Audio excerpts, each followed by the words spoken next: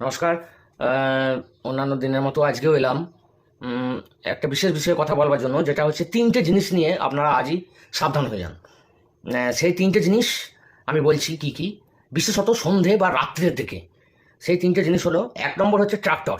ট্রাক্টরের সামনের দিকটা চলে আর পেছনে ডালাটা থাকে।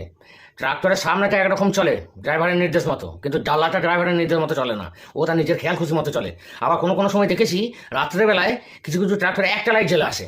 এর অর্থ হচ্ছে আপনি হয়তো দূর থেকে ভুল করতে পারেন যে ওটা কোনো মোটর সাইকেল বা বাইক বটে। সেক্ষেত্রে আপনি যদি সাবধান না হন তাহলে দুর্ঘটনা, মারাত্মক দুর্ঘটনা কিন্তু ওই জ্বালা থেকে ঘটতে পারে। দু নম্বর হচ্ছে আপনার ওই মোটর ভ্যানগুলো। মোটর ভ্যানগুলো দেখবেন ম্যাক্সিমাম মোটর ভ্যানে কোনো লাইট নেই এবং সেই অন্ধকারে উদ্ধার শ্বাসে ছুটে চলেছে।